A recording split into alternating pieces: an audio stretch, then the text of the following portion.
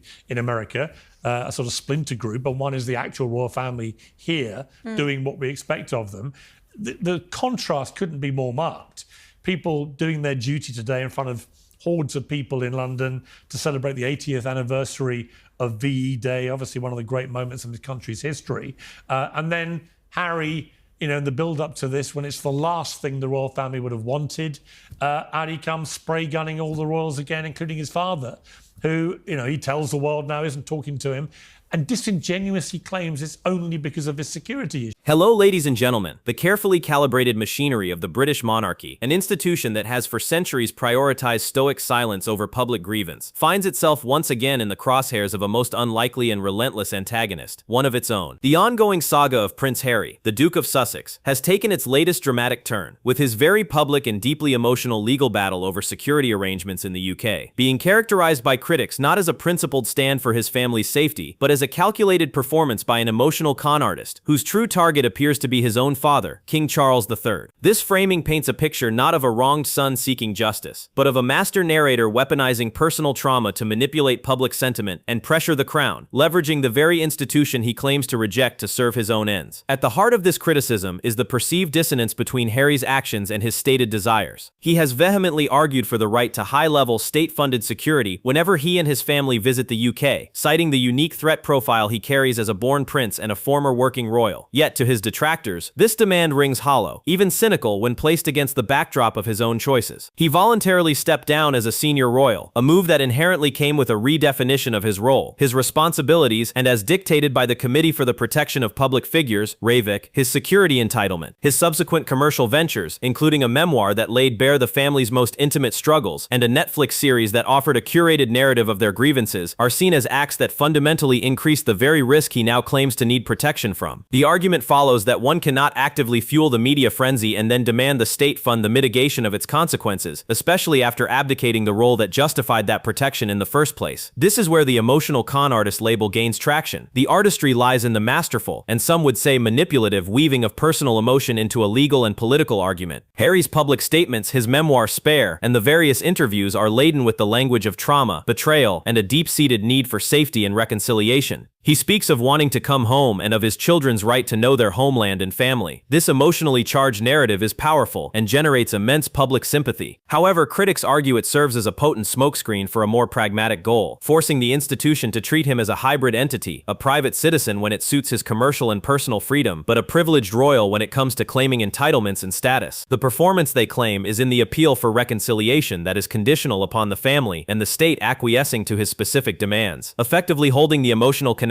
hostage for professional concessions. The most poignant and for many the most damaging aspect of this strategy is its inevitable collision with the figure of King Charles III. The security decision, while made by the impartial body RAVIC, is ultimately seen as operating under the umbrella of the sovereign's authority. By taking the government to court over this issue, Harry is, in effect, publicly challenging and embarrassing his father's reign. He is forcing the king into an impossible bind, intervene and undermine an independent committee to appease his son, thus inviting accusations of nepotism and weakness, or uphold the structure of the institution and be painted in the global press as a cold-hearted father refusing to protect his own son and grandchildren. This is the real target of the rant, not the Home Office officials but the king himself, pressured through the court of public opinion crafted by Harry's emotional appeals. This dynamic exposes the fundamental clash between a modern individual's therapy-informed language of personal healing and an ancient institution built on duty, sacrifice, and the subjugation of the personal to the institutional. Harry operates in a global sphere, where public vulnerability is currency, and sharing one's truth is seen as a virtue. The monarchy, however, survives on inscrutability, discretion, and the understanding that personal pain is the price of privilege. Harry's rant, as some call it, is therefore not just a list of complaints, it is a direct assault on the very philosophy of the crown. He is demanding that the system adapt to his personal emotional needs, a notion that is anathema to an institution that has asked its members to endure far worse without public complaint for 1,000 years. It suggests that Prince Harry, perhaps unintentionally, has become a prisoner of his own narrative, forced to continually reaffirm his victimhood to justify his ongoing ongoing war with the institution he left. In doing so, he risks alienating the very sympathy he seeks to harness, appearing less as a man seeking safety and more as a perpetual plaintiff in the court of his own making. His security battle may be legally valid, but in the court of public opinion it is increasingly perceived as the central act in a high-stakes drama where the ultimate goal is not just protection, but a form of recognition that the crown is constitutionally unable to give. The con, if it is one, is a heartbreaking one. The son who longed to escape the gilded cage now seems to be trying to rebuild its walls on his own terms, all while accusing the keepers of the keys of leaving him exposed. Senior members of the royal family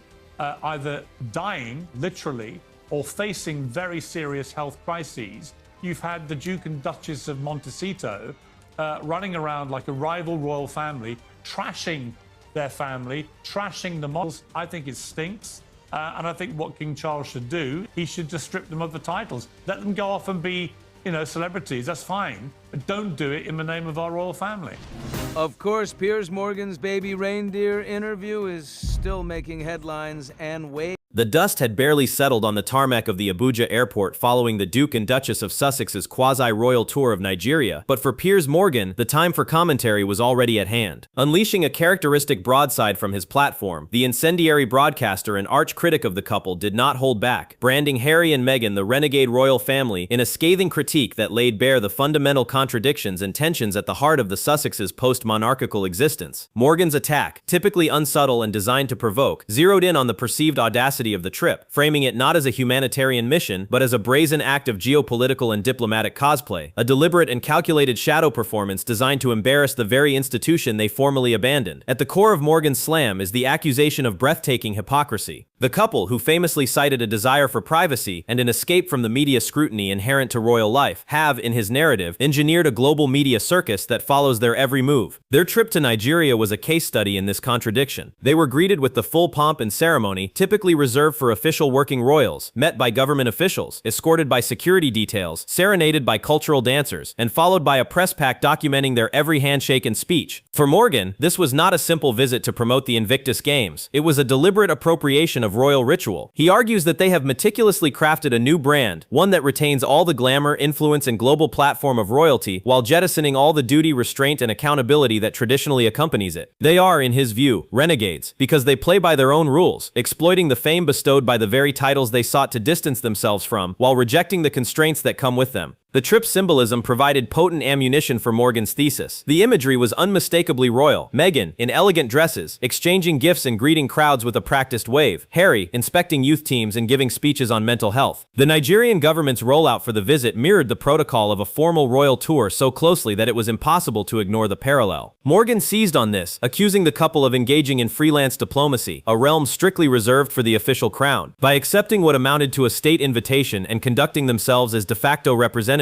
they were, in his view, trespassing on sacred constitutional ground. This renegade activity threatens to create confusion on the world stage, presenting a rival, unofficial face of the British monarchy, one unmoored from government advice and free to pursue its own agenda. The message, as Morgan loudly proclaimed, was clear. There are now two royal families, one bound by tradition and state duty, and the other a global commercialized entity operating by its own sovereign will. Furthermore, Morgan's critique inevitably turned to the financial and commercial underpinnings of this new renegade operation. The Nigeria trip, while focused on the Invictus Games, also served as a powerful content engine for the Sussex brand. The high-quality visuals, the heartwarming narratives of connection, including Meghan's discovery of her Nigerian heritage, and the global media coverage all constitute valuable currency for a couple whose financial future is tied to commercial deals with Netflix and Spotify. For a commentator like Morgan, this blending of supposed humanitarian work with brand building is the ultimate act of modern cynical exploitation. He frames it as a transaction. Nigeria received the glamour and global spotlight of a royal visit, and the Sussexes received content, relevance, and a bolstering of their global influence, all while arguably leveraging the prestige of titles they no longer officially represent in a working capacity. The timing of the trip, coming just weeks before King Charles III is set to embark on his first major overseas tour to Australia and New Zealand, adds another layer of strategic genius or gall, depending on one's perspective, to the Sussex move. It effectively hijacked the news cycle, pulling focus toward the more glamorous, unpredictable, and media-savvy renegades, and away from the traditional, formal monarchy. This, for Morgan, is the ultimate act of rebellion, not just building a new brand, but actively competing with the old one. It positions Harry and Meghan as a disruptive force, a rival court that can operate with a flexibility and emotional resonance that the traditional monarchy cannot. In essence, Piers Morgan's renegade royal family diatribe is more than just another salvo in his long-running feud with the couple. It is a crystallization of the central anxiety that Harry and Meghan provoke within the established order. They have broken the contract. They have taken the fairy tale allure of royalty, the global appeal, the philanthropic platform, the adoring crowds, and attempted to privatize it, to own and control it outside of the institutional walls. Their trip to Nigeria was the boldest manifestation of this project to date, a full-scale demonstration of their ability to command the stage of global diplomacy on their own terms. Whether one views them as visionary pioneers breaking the mold, or as Morgan does, as entitled renegades exploiting their birthright for personal gain, their actions force an uncomfortable conversation about the future of fame, duty, and monarchy in the 21st century. They are no longer just former royals. They have become a compelling, confounding, and utterly disruptive force, a mirror reflecting the absurdities and contradictions of the world they left behind. Various cases, including Prince Harry's claim against Mirror Group newspapers, where I was an editor until 2004. The judgment finds there is just one article relating to the Prince, published in the Daily Mirror during my entire 9-year tenure as editor, that he thinks may have involved some unlawful information gathering. To be clear, I had then, and still have, zero knowledge of how that particular story was gathered. All his other claims against the Daily Mirror, under my editorship, were rejected. With regard to the judge's other references to me in his judgment, I also want to reiterate, as I've consistently said for many years now, I've never hacked a phone or told anybody else to hack a phone, and nobody has produced any actual evidence to prove that I did. I wasn't called as a witness, it's important for people to know this, by either side in the case, nor was I asked to provide any statement.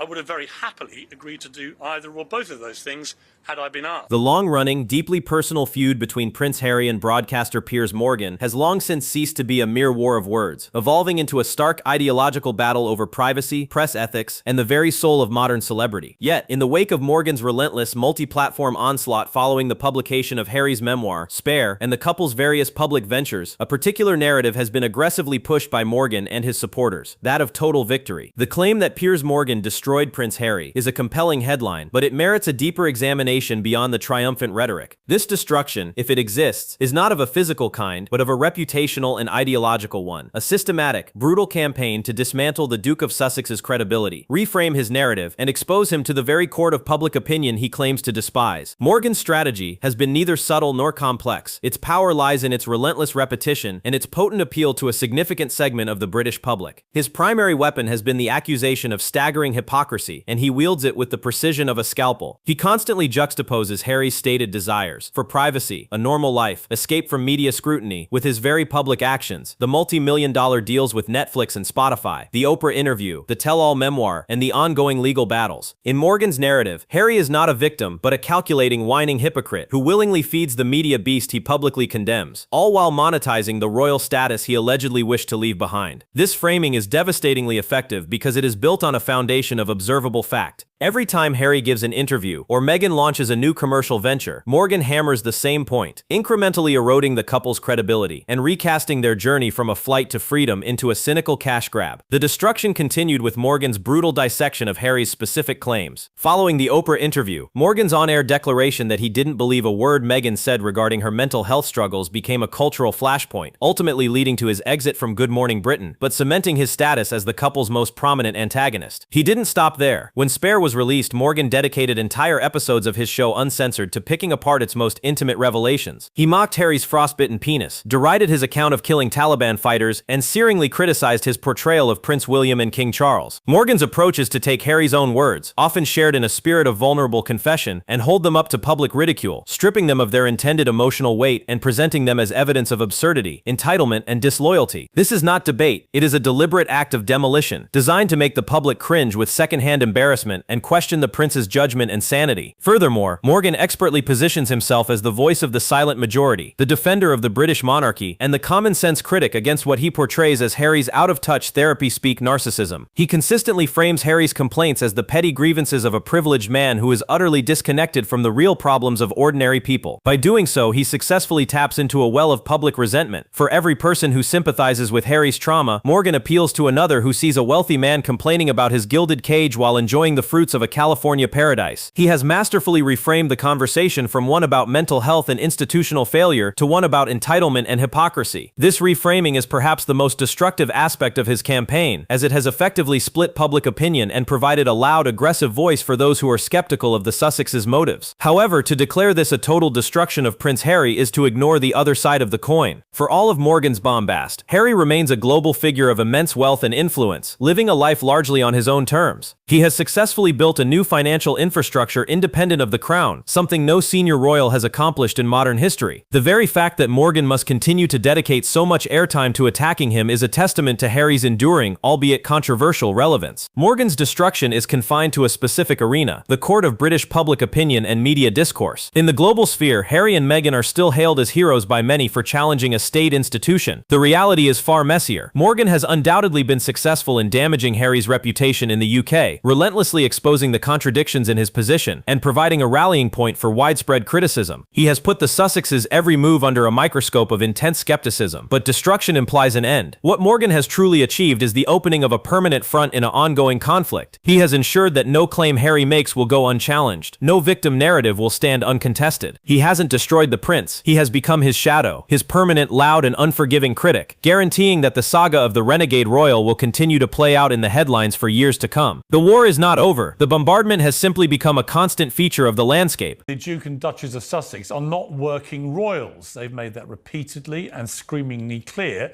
to anyone who wants to hear it. Podcasters, authors, influencers, jam sellers, sure. But they left us in no doubt when they left Britain and the royal family that their royal duties were done. No more flower shows on a wet Wednesday in Stoke.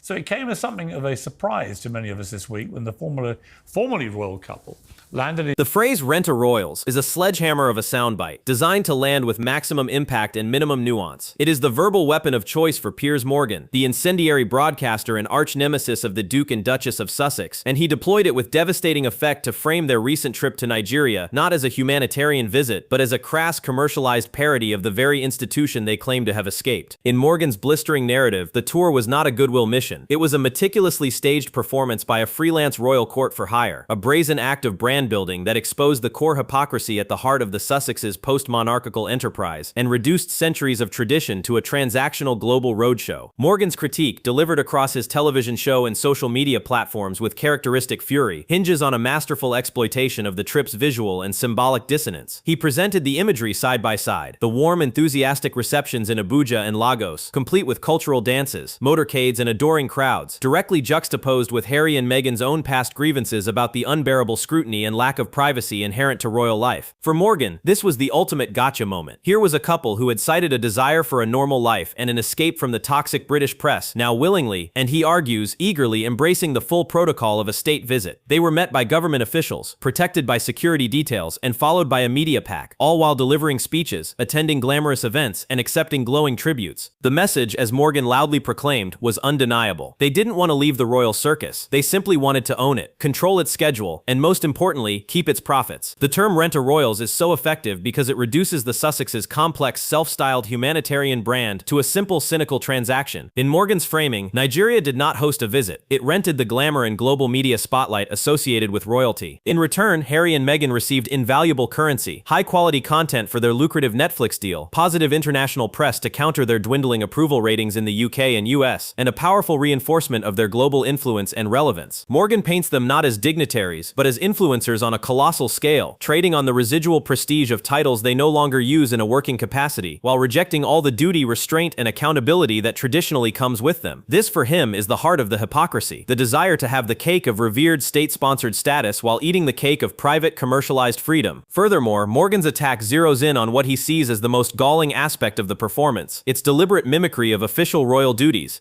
Meghan's speeches on women's leadership, Harry's meetings with military veterans, and advocacy for mental health. These are the classic pillars of a working royal tour. By engaging in them, the Sussexes were, in Morgan's view, engaging in a form of diplomatic cosplay, trespassing on a constitutional realm reserved for representatives of the crown acting on government advice. Their renegade operation, as he has often called it, creates a dangerous and confusing parallel monarchy, one unmoored from any state responsibility and free to pursue its own commercial and narrative agenda. The rent-a-royal jibe thus implies a lack of authenticity and authority. They are playing a role for which they no longer have the official script, merely a self-written one funded by streaming giants. The timing of the trip, strategically or coincidentally close to the first anniversary of King Charles III's coronation and ahead of his planned tour of Australia and New Zealand, added another layer of strategic audacity that Morgan was quick to pounce upon. It effectively pulled the global media focus away from the official, beleaguered monarchy and onto the vibrant, dynamic, and self-directed Sussex show. This, Morgan argues, is not a coincidence but a calculated power move, a demonstration that they can command the same stage as the king himself, but with more glamour and fewer constraints. They are not just former royals, they are competitors, offering a more modern, emotionally resonant, and commercially savvy alternative to the traditional model. It cuts through their complex narrative of victimhood and liberation and reduces it to a simple, easily digestible, and deeply damning equation. They are for hire. Whether one views this as a fair characterization or a vicious oversimplification, its power is undeniable. It has successfully shifted the conversation from one about the Sussexes' charitable work to one about their motives, their authenticity, and their perceived exploitation of their royal lineage. Morgan has handed a skeptical public a brutally effective meme, ensuring that henceforth every Sussex public appearance, every tour, every philanthropic endeavor will be viewed by a significant portion of the world through the lens of this cynical three-word question: what's the rental fee? In the court of public opinion, that might be the most destructive verdict of all. Hope you enjoyed the video. Please do not forget to leave your thoughts in the comment section. Thanks for watching.